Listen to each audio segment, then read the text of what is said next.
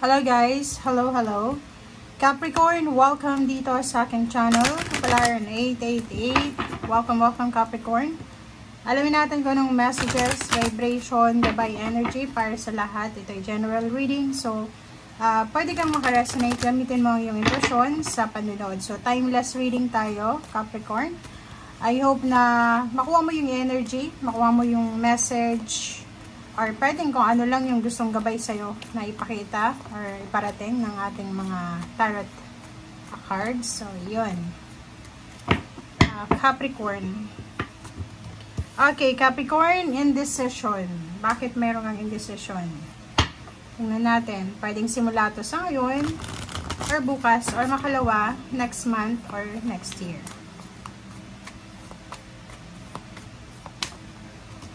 Okay, transformation. Oh. Okay, Capricorn. Number 8, indecision and transformation. So, nakikita ko sir dito, posibleng ikaw ay binibigyan ng pagkakataon or bibigyan ng pagkakataon ng ating universe, ng ating Panginoon, ng chance or pagkakataon para mabago yung takbo ng buhay mo. Isa total transformation kasi butterfly siya. It's new beginnings. Alchemy, diba?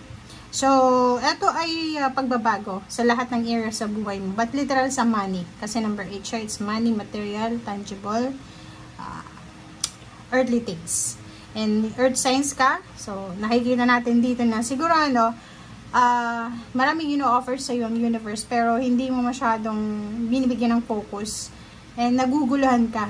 Or pwedeng maguguluhan ka kung saan ka pupunta. O yung journey na natatahakin mo, or yung journey, yung pathway, parang ganun. So, nakikita ko sa'yo dito, hindi mo alam kung left or right, or sa middle, parang ganun. Or siguro maraming choices, maraming options na pwede kang gawin, pwede mong simulan, pero hindi mo magawa-gawa kasi hindi mo alam kung ano yung gusto mo. Okay?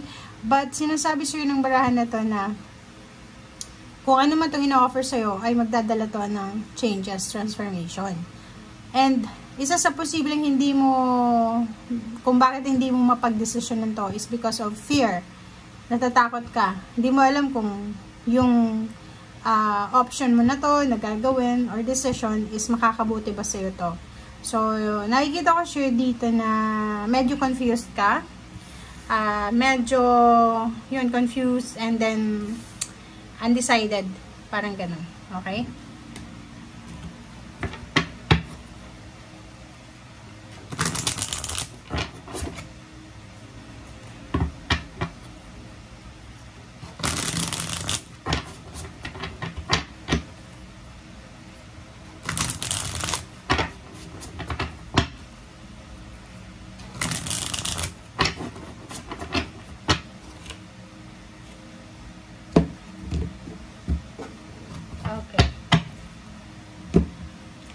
First card natin sa third deck is Knight of Swords. So, yung Knight of Swords is all about communication. It's all about news, any information na posibleng darating sa'yo. So, ihanda mo yung sarili mo dahil maraming kwento, balita, or anything na malalaman mo ang darating sa'yo. Okay? So, pwedeng ito ay tungkol nga sa pagbabago sa usaping salapi. So, nakikita mo dito, kino-confirm nyo lang itong transformation na sinasabi sa iyo, Capricorn, na ihanda mo yung sarili mo kasi maraming openings. Financial openings or yun, mga job offer, mga investment, business, parang ganun.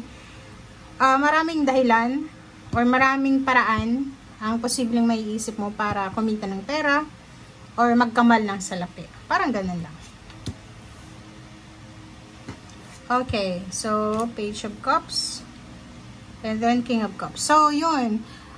In terms of relationship, communication, emotion, feelings, nakikita ko sir dito na incoming siya. Siguro mga 11 months from now or 11 days or 11 weeks. Nakikita natin dito na isang water sign, Pisces, Scorpion, Cancer, or kung ano man na zodiac sign ito, na posibleng makipagkaibigan sa'yo or pwedeng maging part ng buhay emotional mo, ng feelings mo. merong understanding, merong collaboration, emotional collaboration, Merong offer of friendship, offer of relationship, or any partnership. So, yun, may mag-offer sa'yo. Yun lang, kailangan mong maging maingat. Maging matalino ka kasi may 7 of Swords. Sorry. 7 of Swords. So, sinasabi ng 7 of Swords dyan na hindi lahat ng tao na makakasalamuha mo 7 months from now, 7 years from now, 7 weeks from now ay totoo. Okay? So, lalo na sa panahon ngayon, sobrang hirap ng buhay. Maraming pagsamantalang tao. So, mag-iingat ka. And King of Swords, sinasabi sa'yo na maging open yung eyes mo. Kasi minsan, wala tayo sa focus, wala tayo sa interest. Yung interest natin, hindi masyadong nakafocus yan.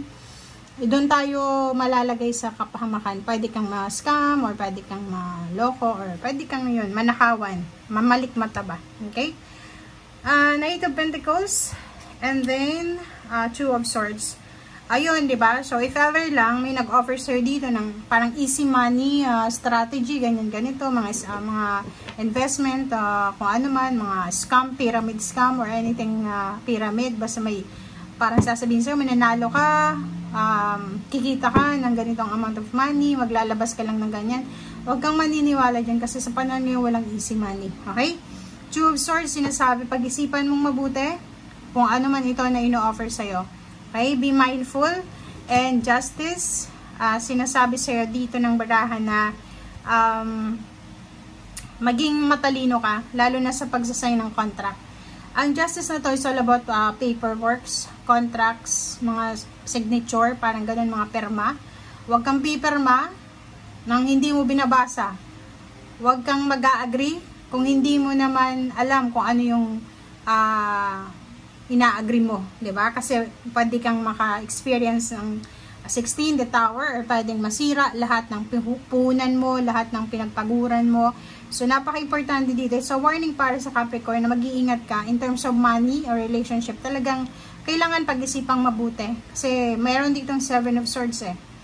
And maganda naman to. Kasi itong 2 of Swords na to, resonated siya sa number 8 na indecision. So, sabi ng baraha sa'yo, maraming i-offer ang universe ng mga changes sa buhay mo, pero hindi ka sigurado.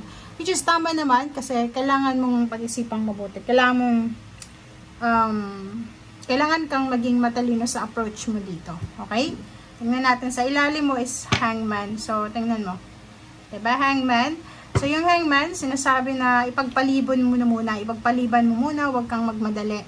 Pag-aralan, kung gusto mong magnegosyo, mag-aral ka. Pag-aralan mo yung negosyo, magtrabaho sa ibang bansa, pag-aralan mo din, lengguwahe, ganyan-ganito. So, ihanda mo muna yung sarili mo bago ka sumabak sa gera.